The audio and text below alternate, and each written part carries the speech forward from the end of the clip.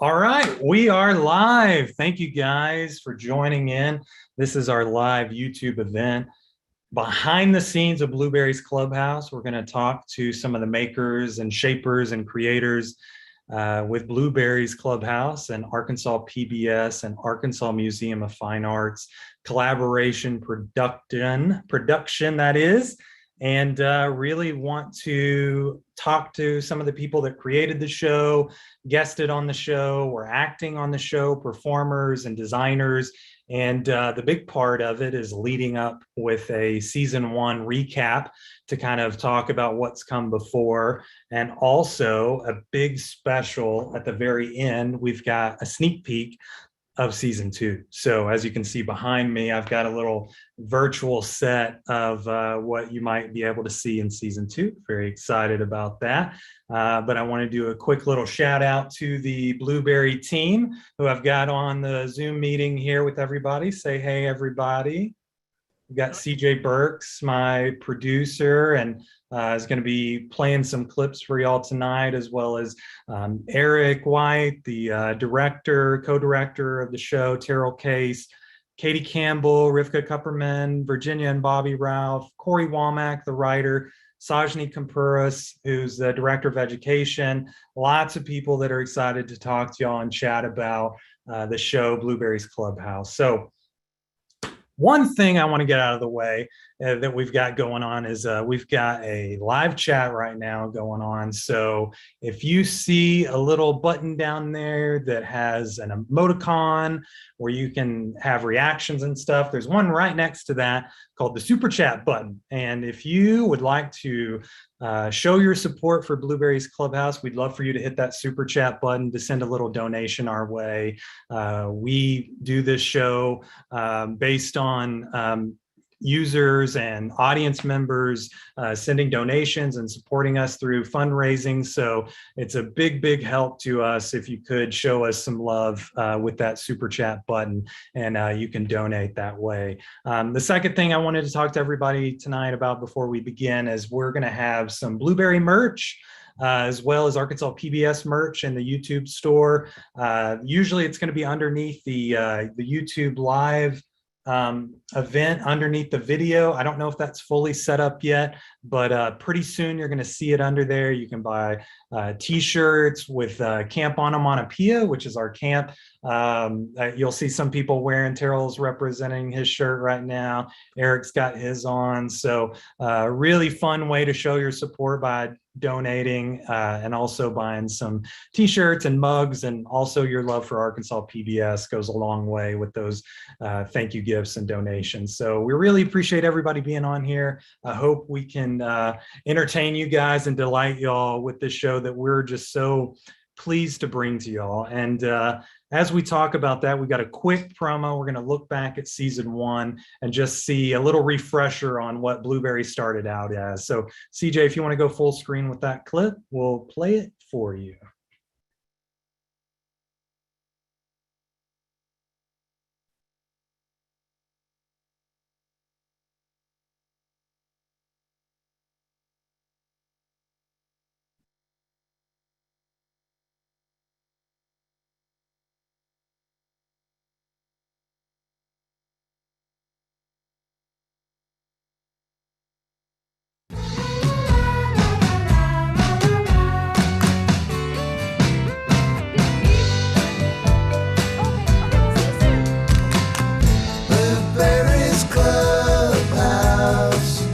That's where we'll find out what the wonderful world is about at Blueberry's Clubhouse.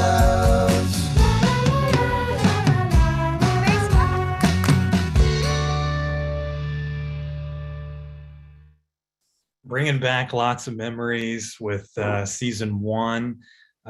Makes me want to talk to my good friend at the Arkansas Museum of Fine Arts, formerly known as the Arkansas Art Center, Katie Campbell, who's with us today. Katie, how are you? Hi, friend. We're doing great. Thank you so much for inviting us for this fantastic event. Yes, it's so good to see you, even though we're on Zoom. This is kind of how the world is sort of slowly getting back together. Hopefully we can do more of this stuff in person. I wanted to talk to you because really the germ of this show kind of came from you guys. We first did AMI, which was our summer school program that Sajni and myself and the team worked on last year. And Blueberry was really a pitch from you from a previous grant. Do you want to kind of talk about how Blueberry came about? Yeah. Well, your incredible work with AMI is pivotal to this. So we were working on a grant to pilot a program at Forest Heights STEM Academy that would combine engineering and puppetry. And of course, COVID hit and changed the landscape. And so we weren't able to pilot the program, but we still needed to use the material to reach as many young people as we could. So gave you a ring and said, hey, are you doing any STEM programming? And is there a way that we could collaborate to take this material and work together on it? And you were so generous of spirit, and everyone at Arkansas PBS supported the idea.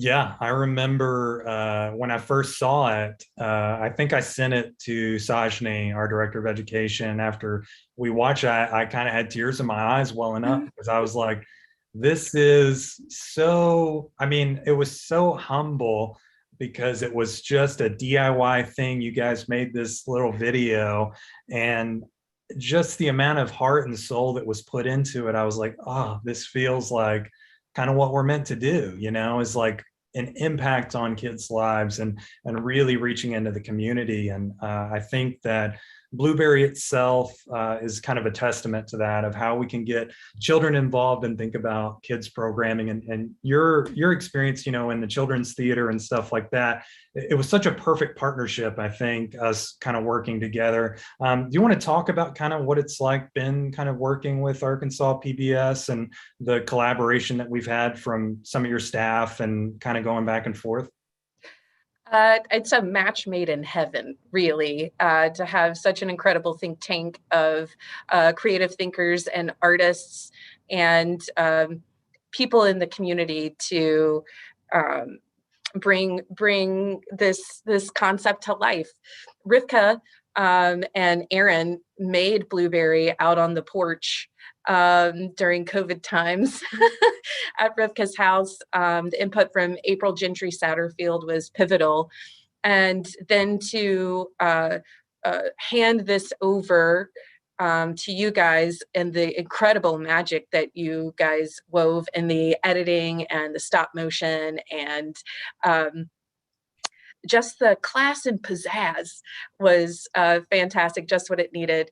And from day one, getting in the same room with you guys, just an incredible synergy and fellowship throughout the whole process. I hope that it continues forever. Well, we'll see how this super chat goes. Maybe it will. Smash that super chat button, get us season 25 if you guys can. But no, I think now would be a good segue to bring in Rivka Cooperman, who is basically the star of the show. Yes. Rivka, you want to come in and talk about your involvement and how this germinated with you and sort of what it's been like kind of at the helm and sort of the face behind the puppet, I guess. Blueberry is an absolute joy, and creating Blueberry alongside with some of the students that were originally part of our original AMI video. I had a puppet at home, and I showed it to the students, and I said, "What's this puppet's name?" And they said, "Oh, it looks like a blueberry." I said, "Perfect. Okay, this is Blueberry." And that's how Blueberry came to life, really, was with kids. So Blueberry's been so much fun to discover and play with along the way. Blueberry, like myself, is very food motivated. And so food is really at the core of all the things that Blueberry loves. And friendship. fellowship, friendship, and food. So it's just been a lot of fun learning about her and playing with her along with other characters on the show and creating wonderful relationships with the other puppets and the other actors. And it's just been a lot of fun developing her along the way. So I feel very lucky. Well, we're lucky to have you, Rivka, and I really think a lot of the success about Blueberry hinges around your performance and your ability to improvise, but also to kind of get that root core curiosity and joyfulness and silliness and fear and just this real vulnerable puppet that every now and then makes you forget, oh, I'm talking to a piece of cloth. And I think that's a huge testament to what you bring to that role. And for those of you who don't know, Rivka, you do the puppeteering as well as the voice of Blueberry.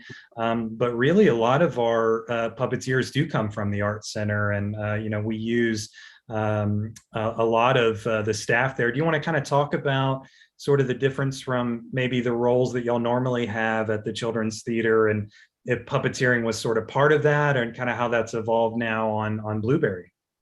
Yeah, so it's an all skate when it comes to Blueberry. So it takes our entire team here at the Arkansas Museum of Fine Arts to make Blueberry come to life. So some of our other creative minds, Liz McMath and Mike Stacks, they are also involved on our puppeteers in season 2.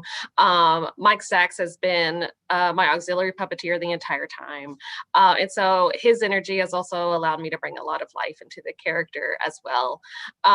We've also got Frank Mott and Aaron Larkin. Frank has worked closely with Eric and your team to build and bring to life the world and the renderings that Eric has created so we can see the clubhouse and other parts of the camp. And Erin has worked, just done her magic on making wonderful costumes for both puppets and people, which are, it's harder than you think to dress a puppet. And then Katie has actually stepped in to do some puppeteering as well with us. And it's taken our entire department to bring Blueberry to life. And it's such a joy and an honor to be able to do this with you. Well, thank you again, Rivka. I'm going to bring in Eric White, who was what I'm sort of calling the showrunner of the show, even though he ducks his head down every time I say that and gets real cringy. But I do think Eric has created a lot of this world, and we owe a lot to his super creative brain. But we'll be hearing more from the team earlier. But Eric, I think you deserve a place on the mantle inside the mess hall with your big beard, some kind of bust of you, just for the amount of work you put into this show. But I won't keep gilding the lily, and just say that you have been kind of I've known you for a while, but you've been sort of in this world. I mean, I think the puppeteering, the stop motion, I mean, this is kind of your bread and butter. Do you want to kind of talk about sort of what it's been like to sort of helm a show that has so many different creative elements that kind of stem from your childhood fascination with shows like Pee-wee's Playhouse and Sesame Street? Yeah, so this was always somewhere in the back of my mind. It was always like the dream of mine to make a show like this. And I never got to go to like summer camp as a kid. So this is always just like an extension of like, oh, well, what would my summer camp experience be like? It would be like this. There would be puppets, and we'd have all kinds of fun adventures, and everyone would love each other, and it would be so happy and bright. But also the show in general allows me to flex so many different creative muscles with like drawing and building props and things like that. And there's so many other people out there who collaborate with us. The Innovation Hub has been great with us, especially the first season and this season, and just building us like these amazing like props that'll get us to places. This is something that you'll see coming up in season 2. And just all these like wonderful things that just spring out of someone's head and they can just put into words. But yeah, we like getting to build like stuff like that. So like this this this will be our new through periscope thing for the for the viewfinder, which will be in the mess hall. And so like getting to build stuff like this at home, like on the outside it doesn't look like much, but once you put like a lens through it and you can travel through there, you're really like moving into a new location. And so I love building stuff like that. And then like all this behind me, there's a new character this season who is Gooseberry, which is Blueberry's aunt, and she is a pilot who is fearless and brave even when Blueberry can't be. And just being able to work on things like that, man, even when I'm having a bad day, I'll put on something from Blueberry and I'll just makes everything okay. I agree. It's such a feel good show, and you know, the show is made for kids, but I find myself sharing it with friends my age and being like, look, this is the kind of stuff that you know we grew up on, and you know the Sesame Street kid era and stuff can really respond to. So I love that we can just use this as a playground to kind of get back to our youth and give something back to kids, because I always look at it as like this is an opportunity to give kids something that you know I wanted as a kid, you know, a show like this. So Right. I think that's great. And I think you know, someone else I think that definitely deserves a lot of credit for the show, and especially the puppeteering aspect of it, is CJ Burks, our producer, and with her background in and puppeting at PBS and producing shows that had puppets in them, and being a part of legacy shows like Between the Lions. CJ, you want to come on and talk just for a second about kind of your experience with puppeting and kind of where you fit in on Blueberry and kind of the advice you've been giving our performers? Sure. I was really lucky to start out my career working on the last 2 seasons of Between the Lions. And I was so inspired by those master puppeteers and the connection that children had that visited the set, or were a part of the production. They would always interact with the with the puppet, even though the puppeteer's right there. So I felt like puppets still have a magic that still works. And so when I was at Mississippi Public Broadcasting, I designed my puppet. Ed said he raps about fruits and vegetables, and hit that kindergarten through second grade educational initiative. And so when we talked about doing a puppet show, This is more than a mirror. I was super excited to be a part of that. And so Blueberry just kind of fit into my wheelhouse. So I was happy to share sort of my experience directing puppets, working with puppets, because it's no easy task, because I'm sure this crew will tell you there's a lot of tricks to it, but it's a fun process. And I really appreciate the creativity that and energy that Rivka and Liz and Mike, the other puppeteers, bring to the show, because it has been creatively a wonderful experience, and I think a great joy that we bring to our kids of Arkansas. Yeah, I was going to say different than season one. We had a lot of changes happen just from going from season one to season two. One of the big ones, I think, not only was just the redesigning of Blueberry, but the introduction of Spencer Lott, who we got to redesign our main hero puppet in Blueberry, but also to talk us through a little bit about how to use the puppets. And we've got a clip that CJ, you interviewed Spencer, but if there's anything you want to set up about Spencer and give some context about how we came across Spencer and sort of his pedigree before we show that interview. Yeah, Spencer's wonderful to work with. And I think the video is sort of self-explanatory to his talent, but he definitely was an asset to us. And I think helped elevate the puppet, because having puppets for television is a little bit different than having a theater puppet. And again, we put together Blueberry in such short notice last year during COVID that we did the best that we could with what we had. And Spencer will speak to what it was like to take our character that we already created and then to put it into a new different version of Blueberry for this season. Well, while you're setting up that clip, I'll just say I'm sure Rivka and everybody will be very thankful about how lightweight the puppet is and how different that keeping your arm up that whole time. It really helps when you're pulling an 8-hour day in the studio. But let's go ahead and roll that clip from Spencer Lott. Hey everyone, I'm here with Spencer Lott. He is our puppet builder for our new puppet Blueberry. And I think I just want to get a little bit of background on Spencer. I found Spencer through my connections in the puppet world. I worked with Between the Lions, and then I had my own puppet program, Ed Said, and the puppet builder, Ryan Dillon, recommended Spencer to me. And he was so wonderful to work with. And Spencer, thank you for joining us today. Oh my gosh, my pleasure, CJ. Thanks for asking me. Well, you have a really impressive career, and I would love for you to tell us a little bit more about your career as a puppeteer, but you're also a voiceover artist, you're a director, an actor. Just tell us a little bit about you. That's one of the things I love about puppetry, is that I get to do a little bit of everything. I get to perform on camera, I get to write my own content, direct, consult, coach, design, build. Puppetry allows for me to be able to do all these things.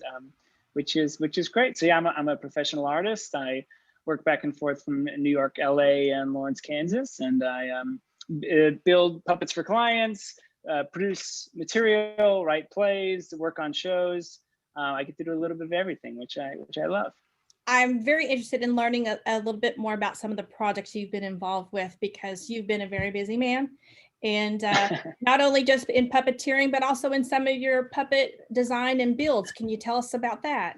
So I'm very lucky. I get to be a puppeteer on Sesame Street. I'm what they call a day player, extra set of hands. So I do a lot of right-handing. So I'll be the assistant puppeteer for Ernie or Cookie or whatever kind of puppet might need a live glove hands. I've also got a character on the show. His name is Samuel. And he's the big brother to Julia, who's a character they introduced a few years ago with autism.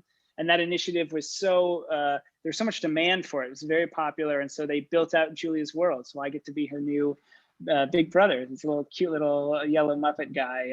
So that's a dream come true. That's really, really fun to be a part of that initiative. Other work, I designed puppets for theater projects. All over the city, and then I've also done some film work. I got to recreate all of the iconic puppets from Mr. Rogers' Neighborhood for the Tom Hanks film, A Beautiful Day in the Neighborhood. And so I taught Tom Hanks how to puppeteer, and then I was his puppet double. So if you see him puppeteering in the film, it really is him. He did that puppetry, and then but if it cuts into a close-up, it's probably me in there. So I got to be in X the Owl's Tree and in King Friday's Castle and in Daniel Tiger's Clock, and got to work with Muriel Heller, an incredible director on that film, and Tom Hanks, and so that was a blast. So I've gotten to do a lot of things. I'm very, very fortunate. Yeah. Well, and speaking of Blueberry, you gave her the new look for this season, and I just wanted you to speak to, sort of what is that like to take a character that we've sort of established on short notice. We put together season 1 very quickly, and we had talented folks that put together the original puppet, and we needed to take it to the next level for, like you say, performing for television. And so tell us a little bit about how was it, the process like to work with us to translate our character into the puppet that you gave us? I mean, it's a really fun design challenge to take this existing character that had this great kind of personality and all these unique traits, but that wasn't necessarily working with the performer or for the performer. And so we were like, how can we use what's working? Like, how can we keep that, but then also make something that's puppeteer friendly and that's going to work better in the set and the way you shoot the show. So yeah, it's a really fun challenge, and you kind of boil the character down to its most essential elements. Like, what do we need for it to still feel like Blueberry? We need that blue color. We need the hair, the tufts in the hair, the colors. We need that little pom-pom nose. You kind of get to boil it down, and then once you figure that out, then you can make some more choices. Like for this new Blueberry, we made it a little more Blueberry-ish, a little rounder and softer. We added some ears to kind of humanize it a little bit, some eyelashes to help her out. So yeah, it's a give and take, right? And then in conversations with you and the production team is deciding, I think we want to lean into this direction or lean into this direction. So it's a fun design challenge to take something and do the 2.0 or the level it up a little bit, so that our audience still recognizes it, but it's the essence of the character hasn't left. I have heard that you're a PBS kid. Tell me a little bit about growing up with PBS, and did that inspire you to get into puppetry? So yeah, I am definitely a PBS kid. I grew up watching Sesame Street and Mr. Rogers and Shining Time Station, all these this era of beautiful practical puppetry on TV. And so I wanted to do that. I discovered that there were people underneath those puppets and hiding in the sets. And so I was in love with the idea of being on stage and behind the scenes, backstage at the same time. And so, yeah, so I am very lucky to be a part of a number of these legacies, Sesame Street and Mr. Rogers. And so I'm just looking for the next great PBS puppet show. And I can't wait for new young people to fall in love with puppetry just the way that I did. Well, I appreciate you taking the time, Spencer, because I think that you're certainly an inspiration to, like you say, this younger generation and getting involved with puppets. And we hope that Blueberry's Clubhouse is also a conduit for that as well. And we're so happy to have you to be a part of Blueberry's Clubhouse. So thank you so much. My pleasure. Thank you, CJ. It's been a joy working with you all. I can't wait to see season 2. Congratulations.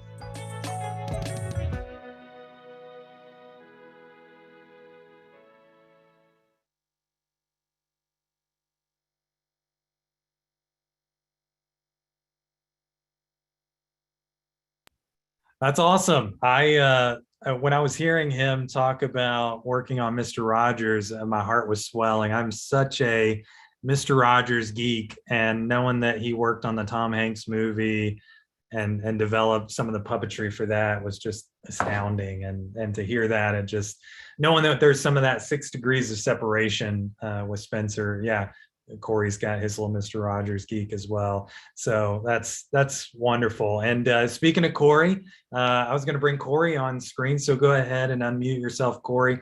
None of these beautiful puppets and none of these immaculate sets would really be anything without the great stories we have to tell. And Corey, as much as anybody, is responsible for those stories because he's our writer. He kind of channels all of his imaginations about what this world could be like, and kind of designs the structure of the scripts as well as the dialogue and just everything about the world. As much as it is a collaborative tool, Corey really puts these words into scripts and makes it really sing. And so, Corey, I have to ask you just a little bit about, did you ever think about 6-7 years ago when you were in film school that you'd be writing a puppet show? Man, it never would have crossed my mind. I definitely, my background is in feature film writing, long form, 3-act structure writing. And I used to, I went to grad school with some kids that every couple of weeks, I was in Florida at grad school and they were going to Disney World every couple of weeks, and they were watching Muppet Treasure Island and Muppet Christmas Carol. And I was like, come on, guys, we need to be doing some serious art. We need to take ourselves seriously as artists. And looking back, I was definitely a stick in the mud through most of grad school. And so now, playing with you guys, getting to know everybody, I definitely, what a joy. I was probably missing out on there for a few years, taking myself too seriously. So we get to have a lot of fun with Blueberry. Absolutely. I hope you sent, the first 4 episodes to those guys and said, look what I'm doing now. Right, absolutely. I don't know what they would think about. I need to send those links out. We'll see. Let's talk a little bit about kind of the themes and sort of the ideals that we're trying to get across on Blueberry. I know first season really came about because of the pandemic, and a lot of it was around inclusion, right? Do you want to talk a little bit about kind of how the storytelling came about on season 1 and then sort of how it's progressed into season 2? Right. So, I definitely think inclusion and friendship and coming to understand each other is definitely kind of the heart of the series. And I will agree that, season 1 was a product of everybody got sent home over COVID, and it wrecked what we thought 2020 was going to be, right? We all had plans for the year, and then March rolls around. And so, I mean, if you look back at those individual episodes of season one, almost all of those lessons, almost all of those stories are kind of built around the idea of when plans go awry, how do we adapt and how do we stay positive? And so, I mean, it's all about kind of taking this bigger problem that we can all feel in our everyday lives and then trying to reshape it in a package that kids can not only understand, but emotionally connect to. And so, yeah, I mean, season one, we see a ruined birthday party that we kind of have to adapt around. And then we see a lost pet that we kind of have to watch the pet change. And we have to, Blueberry has to learn and adapt. And then we make plans for a hiking trip, but we find out we can't really go where we wanted. And so still we have to learn and adapt. And so that was certainly what season one was about, was kind of facing this idea of what do you do when the world throws you a curveball. And then, I mean, we kind of followed we kind of looked to the outside world for the theme of season two. Through 2020, we were all under stress. And I think, we all could have used a little grace and a little understanding from each other. I think we saw a lot of tension rise just in society in general. And I think kids may not understand where that tension comes from, but they certainly still feel it. And so, I mean, we kind of went into season two with this idea of grace and empathy. And so that's really what we're trying to drive home with these 4 episodes is how to put yourself in that other person's shoes and how can we be understanding. So I'm excited about season 2. I think it's going to be a lot of fun. Now, going from those deep messages of empathy, inclusion, and adaptability, how do we get to the critter corner, Corey? How do we get to those lovely animals just telling the best dad jokes and riddles and raps? Well, so I mean, yeah, you can certainly write a script with puppets and high ideas, and at the end of the day, when you're making broadcast television, you got to hit the right timing every time. And so we kind of got into the editing room with season 1, and our sets were torn down, our actors had been sent home, and it was kind of like, well, we need a few more seconds of content to fill out these season 1 episodes to hit that 30-minute mark. And so Eric, our phenomenal animator, put together these cartoon puppets who we said, well, they'll tell jokes between scenes. And so then we needed to find people to tell those jokes. And this is about the only way you would ever get me on the show. And so Eric, our animator, is our little Robin there. He is the voice of the Robin Rimbaud, the French bird. And then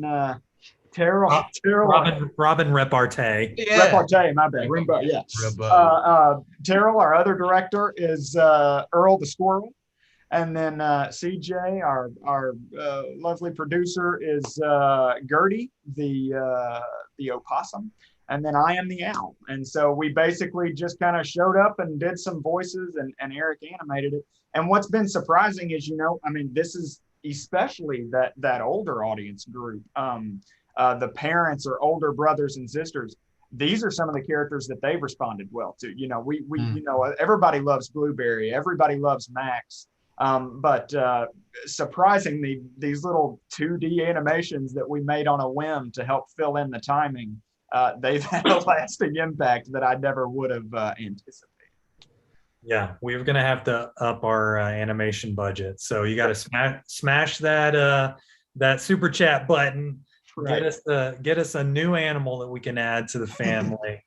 Corey, one of the things that is a big component to the show, aside from the critters, aside from the puppets, are our child actors. And I think we lucked out big time with our lead, with Piper Wallace as Max. And the casting process was so brutal because there were so many great kids, and it was almost impossible to kind of singular down to who our lead was going to be. But we knew that the show was going to really anchor around that relationship between Piper and Blueberry, or Max and Blueberry, and you've got an interview with Piper. Do you want to kind of set up that clip in any way of just that relationship between actor and script and sort of how that works? I mean, absolutely. I mean, the whole team in general, so often I will kind of get in my head and I'll write something and I'll have to go up to Eric's office or to CJ's office and be like, can y'all do this? Like, I feel like I'm about to put something down on page. It's just going to blow the budget or blow the schedule. There's no way and again, on the technical side, our artists always deliver. And then on that, carrying those kind of heavy emotional beats in a script, you look at somebody Piper's age and you're like, man, it's going to take a pretty good performer to make some of these emotional leaps. And man, Piper hits it every time. She's phenomenal. And so, yeah, I got to sit down with her last week and do an interview, and she's just as good at interviews as she is at performance. So let's check it out.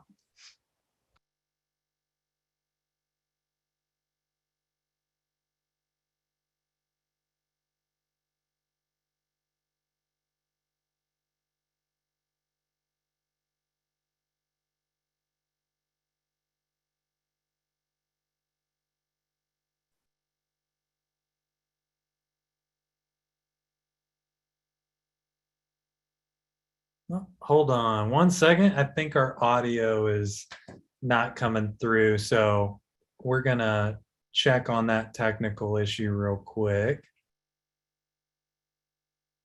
Unless, Corey, you remember the whole interview, me and you could just dub it over. We can just, I can definitely throw my voice. That's definitely. Oh, there it is.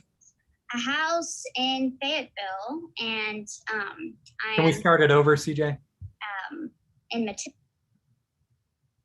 Piper, thanks for sitting down with me today. I know you're super busy. Where are you at? What are you doing right now? I am currently at a house in Fayetteville, and I am performing in Matilda musical.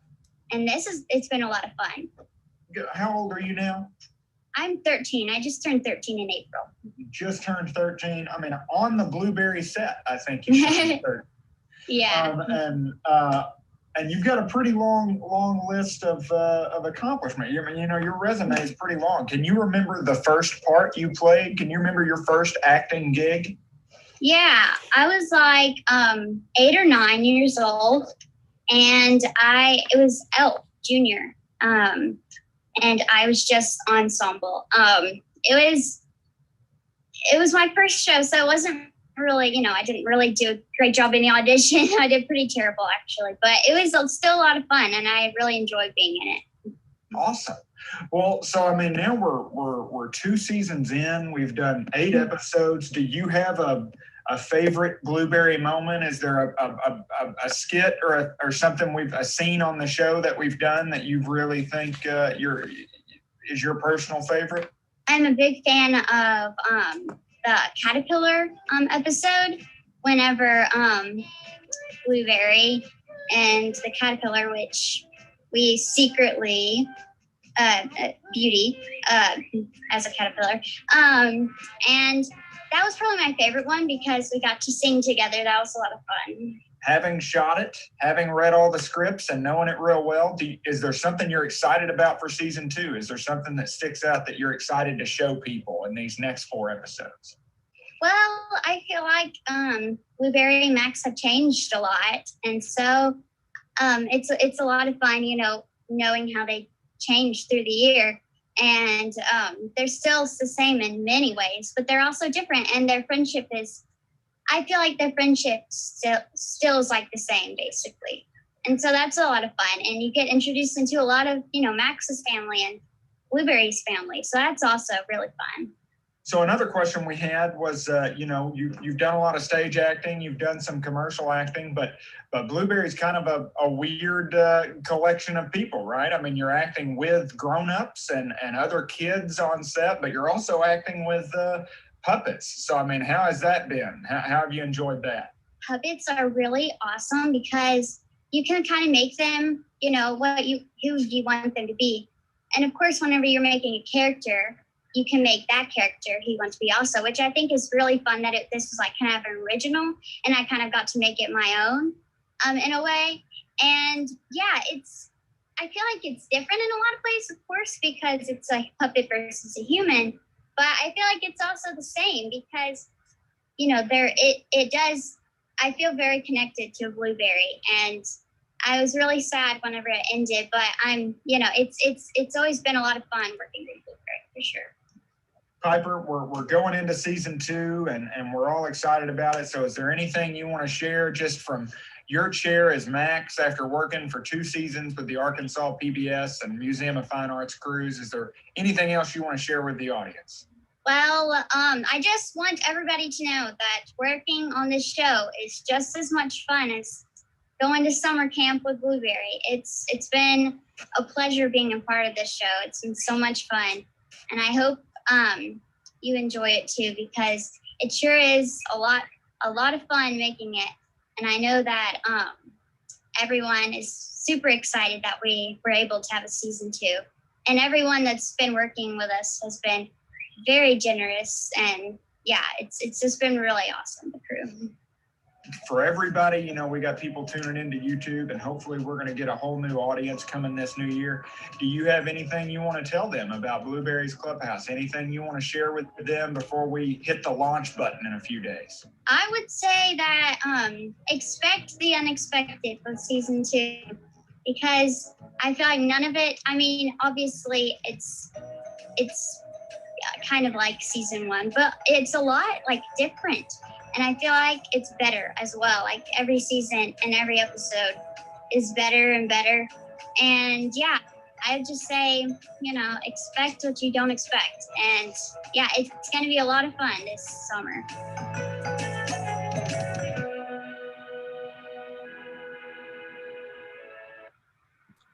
Very, very good. I got a little emotional watching Piper there because she seems so grown up. It makes me, you know, I have an 8-year-old daughter, and just that feeling of like, no, Piper, stay small, stay our little Max. But just seeing the amount of talent coming out of Piper, and as some people in the chat were saying, she's in Matilda right now.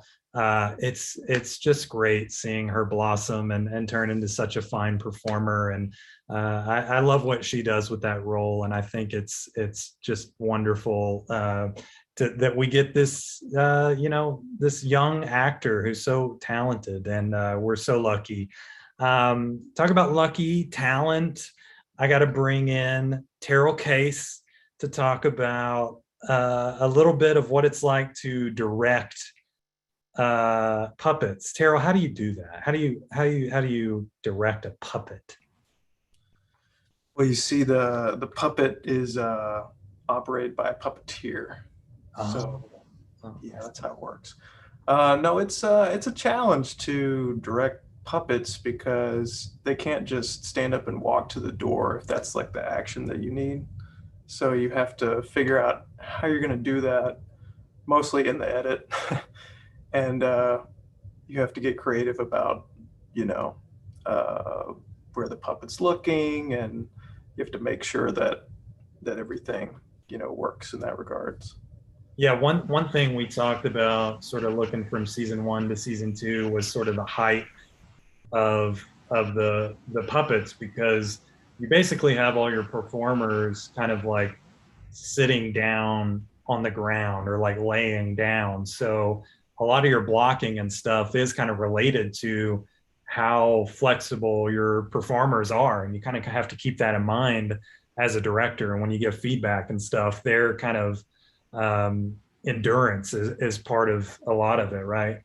Yeah, you want to keep doing another take if you need another take, but then you realize, oh, we need to take a break because they're having to hold their arm up for 10 minutes, and it's like, no, it's time to take a break and reset and try it again in a little bit. So yeah, that can be tough. It can take a little bit longer.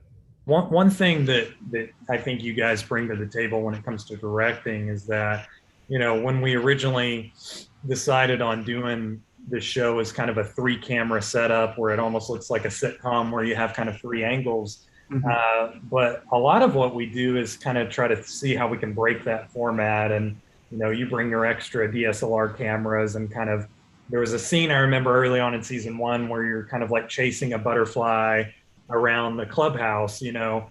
Can you talk a little bit as sort of how the limitations have actually made you more creative as kind of a creator and a producer?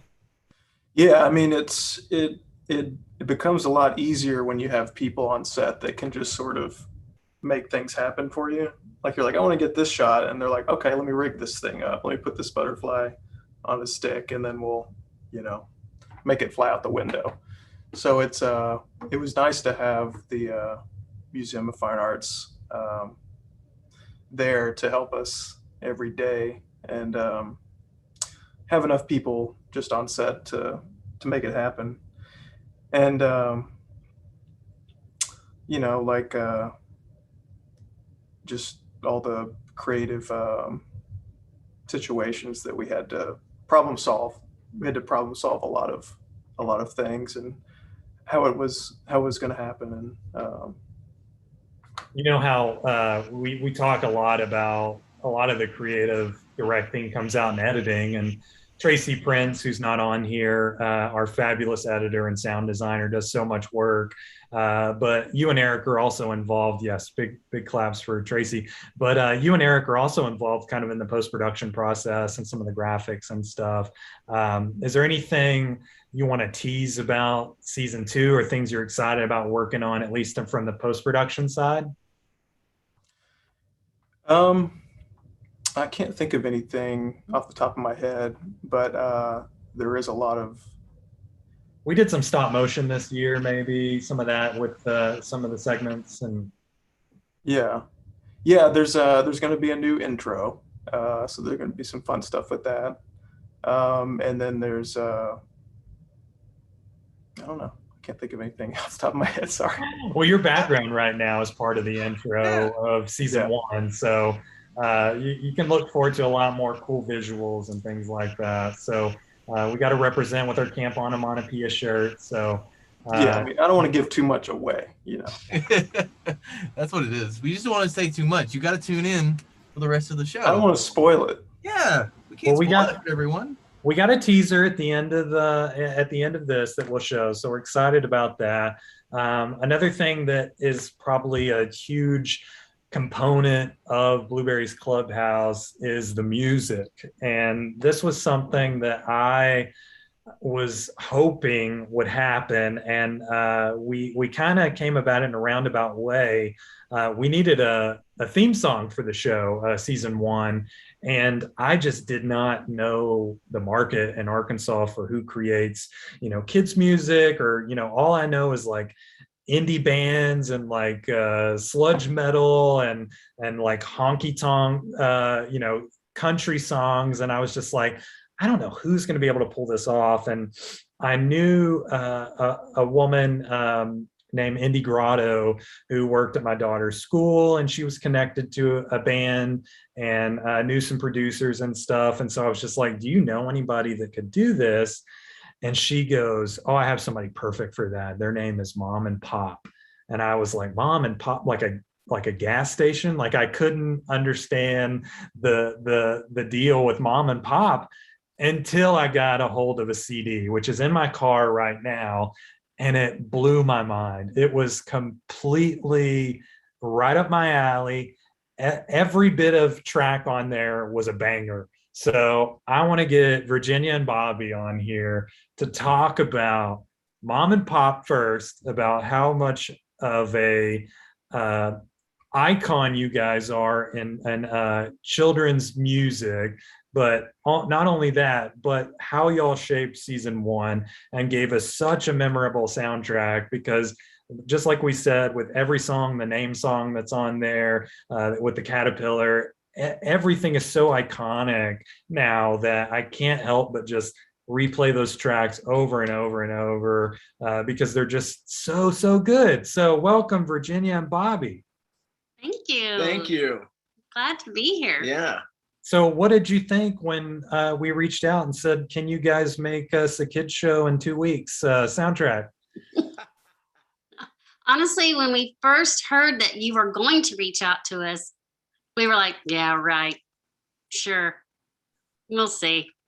We were just like, that's not going to happen, because literally everything everybody's been talking about as their influences, Captain Kangaroo and Sesame Street and Pee-wee's Playhouse. Pee-wee's Playhouse. This is all Mr. Rogers. Mr. Rogers. This is all just the playground that we were in when we decided we wanted to create Mom and Pop. So when we heard that there might be a chance to work on a PBS kid show, we really were just like, nah, that's cool, but not gonna happen. So it wasn't until we were on the Zoom call with you guys that we're like, I think they're serious. Like, I think this really is gonna be a thing.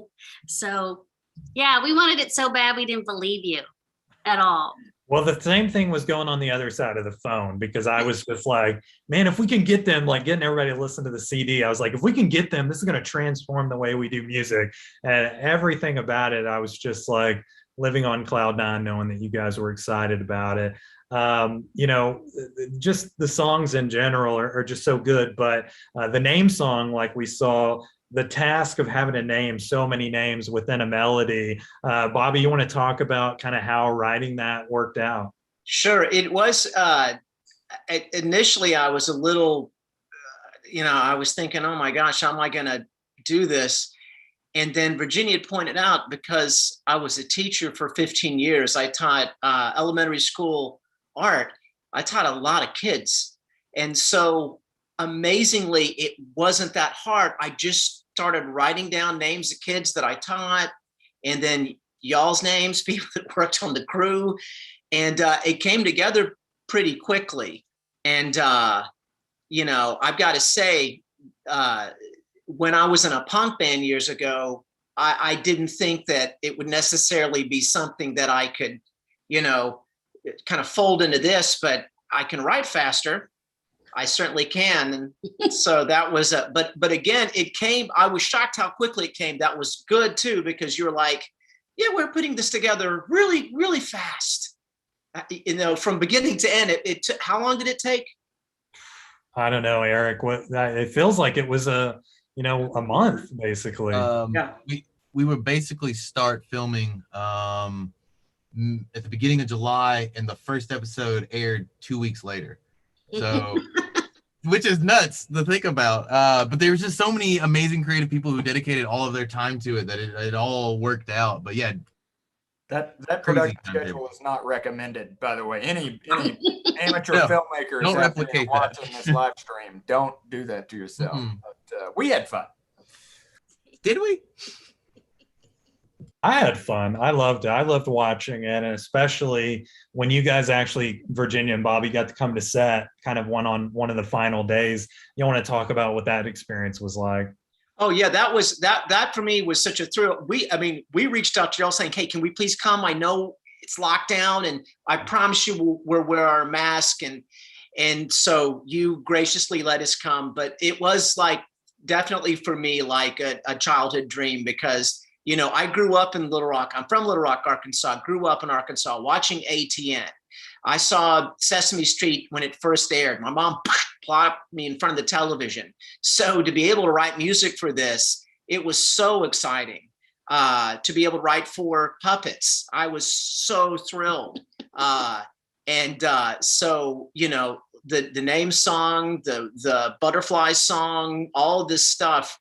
You would say, hey, can you do this? And I would even like, hey, I got another idea. And I would try to write something else and send it to y'all. And I think Eric and CJ, Eric, everyone was saying, oh, this is great, but we don't really need this. But I think I was just juiced from like having to write so fast. How about this one?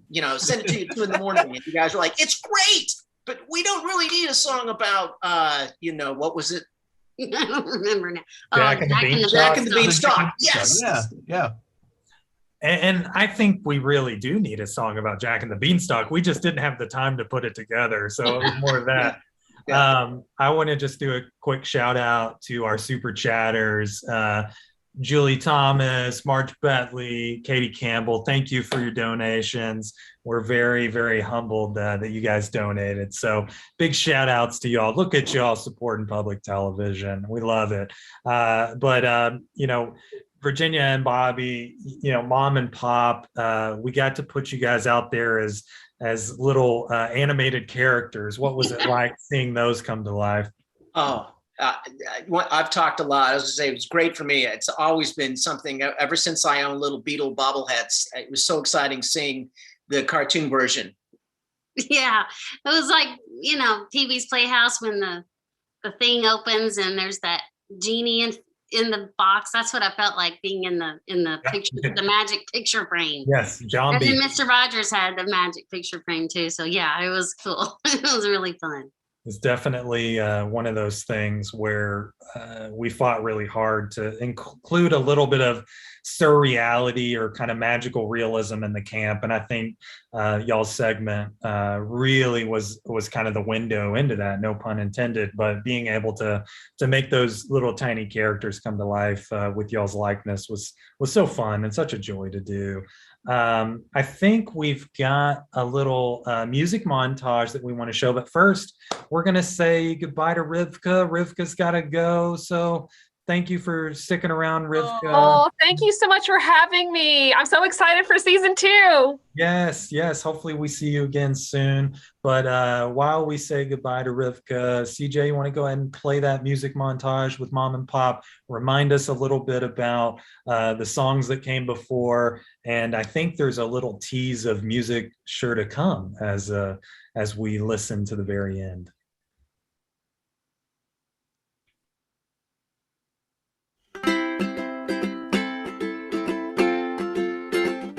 From right here you can go anywhere and see amazing things. And that's because you and I are friends. Blueberries Clubhouse, Blueberries Clubhouse, Blueberries Clubhouse. How many names can you say in a minute? How many names do you know? Go! Robbie, Larry, Phyllis, Susie, Sharon, Karen, Scylla, Wanda, Rhonda, Tony, Sarah, Michael, Andy, Sandy, Meryl, Kara, Matthew, Chloe, Leon, Monique, Maddie, Eric, William, Shante, Dante, Annie, Johnny, Naya, Ty, and don't forget Ron. Something happens ruining your plan when you least expect it. Don't give up when nothing seems to work. There'll be a change of weather, a change of plan. The sun is out again. We're all in this together, all in this together. Arkansas, Arkansas is the name deep. Is the place I call home, sweet home. Arkansas, Arkansas, I salute thee. From thy shelter no more I'll roam.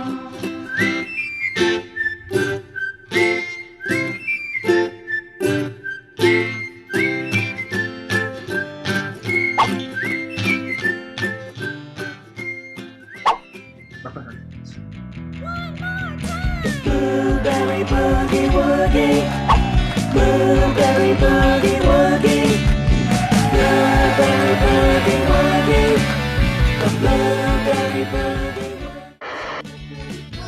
We're in the skies, my cotton daddy.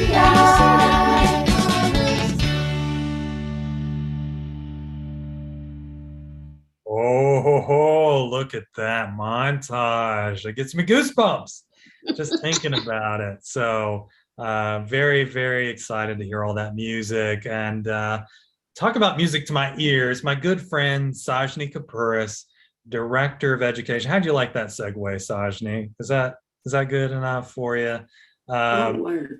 Let's talk a little bit about kind of partnerships and kind of the educational side of Blueberries Clubhouse. I know on season 1, we kind of threw it together pretty quickly. And one of the designations that you and your team had was about how can we bring in more educational components? How can we make it more learning attributed and get more learning lessons in there?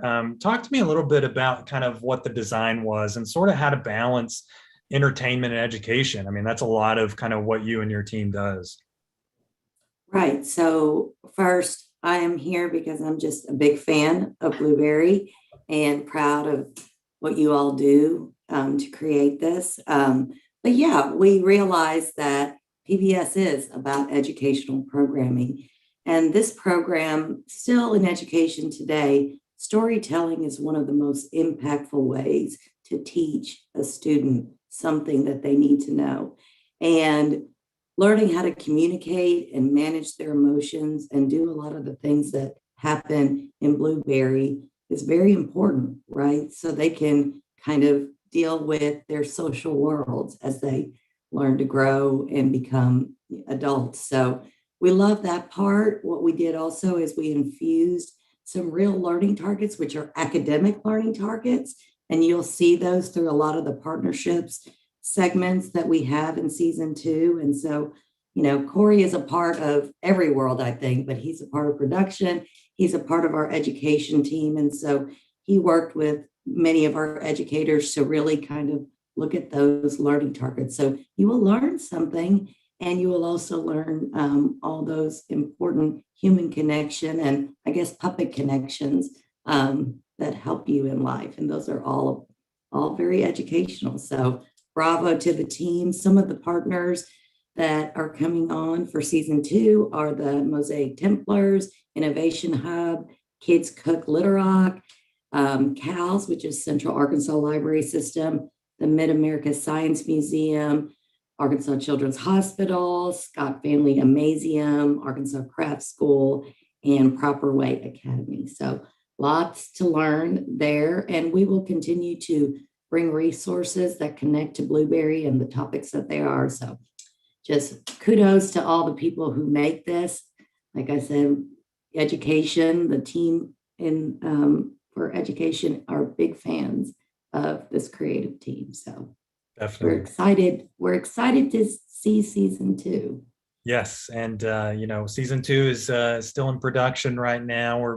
We're editing it, but we're making our way through it. And I think Sajni is exactly right. Is that, you know, creating these partnerships is super meaningful to us. You know, the show is one thing, and it's great, but really getting out in the community and learning what the, you know, Mosaic Templars is all about, learning about the Innovation Hub and things like from season 1 where we went to Zigzag and Little Rock Zoo. I mean, just all of these things that we can do to showcase to children and families that there are these things out there that your kids can take part in that can enrich their lives and give them a different perspective on certain things and some history and some fun and sort of kind of mix it all together in a stew that is entertaining and fun. I think that's such a great treat, and we're ever thankful, Sajni, to you and your team for helping us this season do that. And I think as we wrap up, right? Oh, you know what? I think we've got another guest coming in. Is there somebody there? Hello? Oh my gosh, is that Blueberry? Hear me? Yes, Blueberry. Hi. Hi, everybody. Hi, friends. Oh, I'm so glad to be here. What a surprise. I love your hair. You look so great. Thank you. I love to fluff it. It's great, isn't it? Yes. Blueberry, are you at camp right now? Oh, well, I'm packing up and gearing up to go to camp. Oh, wow. What's in your camp bag? What do you take to camp? Oh, well, you know, I take my favorite things. Trail mix, raviolis, squash, spaghetti, candy bars. Hey, Blueberry, I was thinking, you know, like things that you would need for camp, you know, clothes or toothbrush, not just, you know, food and snacks, but. Oh, right. Oh, well, my mom, she packs all that stuff, but I pack the important things, you know. Okay, I see. You got all the important stuff. Well, I consider you very important, and I love talking to you, Blueberry, and you're such a special friend to Arkansas PBS. What's been kind of one of your fun memories at Camp Onomatopoeia? Oh, well, I always had the best time with my friend Max. She and I love to go on adventures together, and we craft together, and we cook together, and we play together, and we share a bunk together. We do everything together. Everything with Max. She's my best friend, you know. I do know that. You and Max have a very special relationship. And we were not at camp. We write to each other. We're pen pals too. Oh, you're pen pals? Mm-hmm. Do you write in cursive or do you do regular script? Well, I'm learning cursive. I'm trying. It's kind of hard, but I do a combination of both print and cursive. And then my mom, she checks it to make sure all the spelling's right and stuff, you know. That's great. Well, is there anything you're looking forward to at camp this year? Oh, yeah. I'm excited for everyone out there to meet all of my new friends. And you get to see the mess hall, my favorite place at camp, because that's where all the snacks are. And that's where Chef Sean is too. And we get to meet, see Camp Counselor Carol again. And she's the best. I'm just so excited to be back at camp and for you to see all of my old friends and new friends. I am too. I'm really excited, Blueberry. And, I heard a little rumor that there is a special someone at camp that taste tests all the food. Is that true? Oh, yes, absolutely. Wow. So, is this person someone that you kind of compete with of tasting food? Like, is that hard for you to have someone else who loves food as much as you? Well, I mean, I'll be honest, I love snacks, but, when you've got about 1,000 years of experience, you can't really compete with that, so. I see your point. I understand. You kind of let the experts do their thing and you handle all the snack stuff. Well, yeah, there's always new things to learn. So I just try to learn from my friends. Great. Are anything you want to learn this year that you hope to get to do at camp? Oh, well, I just love to go on adventures with my friend Max and meet my friend Chef Sean in the mess hall. He's really fun. Chef Sean. Oh, yeah. I don't know if I've met Chef Sean before. You're going to love Chef Sean. He has great hair like me. See? I don't know anything about great hair, Blueberry. You're teaching me all these things. So. Oh, I'm so embarrassed. I'm so sorry. I didn't mean it, Levi. No, I'm flattered. I want to learn the Chef Sean way. I'm gonna. I can sign off early. I'm so sorry. No, Blueberry, stay. You're good. You're good.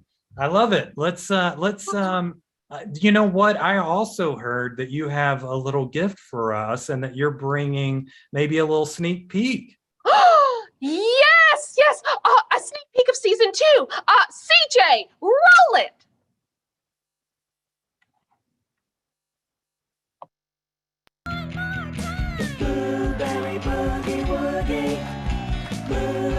Join us this summer for the 2nd season of Blueberry's Clubhouse. We'll see a whole new crop of friends for the very best adventures in Arkansas.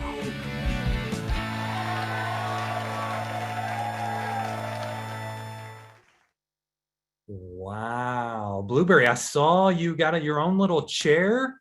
That's pretty cool. Yeah, well, when your name's on the door, you can at least have a chair, Awesome. Well, I think I saw a lot of new faces in there. Looks like we've got some family and friends and a lot of people that we haven't seen in season 1. So is there anything from the rest of the group or crew that you'd like to tease about season 2 to get people excited? Yeah. You get to meet my mom and my dad and maybe even see my aunt and my uncle. And there's this special friend in the mess hall you get to meet too. Who's the other taste tester? Marv the Moose. Awesome. Well, I am so excited about Blueberry season 2, and I appreciate everybody coming on here and talking to us tonight. We're going to wrap up, even though I feel like I could do this for 2 more hours. We want everybody to get back to their family, but I wanted to thank everybody for coming on and enjoying this talk with us, especially Blueberry for coming in, making this surprise appearance. Yeah. Oh yeah, good kiss, a good kiss goodbye to everybody. Thank you, CJ, for your help. Thank you, Terrell. Thank you, Corey, Eric, Virginia, Bobby, Sajni, Katie, everyone at the Art Center, Mike and Frank and Liz, and just so many people, countless people. Karen Walker, who helped us out. Who am I missing? Who do we want to give shout outs to? Am I missing anybody else? Piper. Thank you, Piper, for Piper. the season, and good luck on Matilda. Yes, exactly. Well, thank you to our chat here, everybody who was chatting along and super chatting and looking at that merch list and getting excited about what to order. We're so, so grateful for everything. And first episode premieres July 6th, right? We've got 4 episodes, new episodes. We're recapping season 1. The first 4 episodes of that will also begin very soon. So we're excited about season 1, and then we're very, very excited about season 2, and can't wait to share it with everybody. And we hope you'll share it with all of your friends and family. So a big, big, warm thank you from the Blueberries Clubhouse family for spending time with us tonight, with all our friends at Camp Onomatopoeia. Keep following social media for more Blueberry teases. We've got a lot of things planned and cooking. And again, that's it. So we want to do a big sign off and wave to everybody. Thank you all so much. We'll see you next time.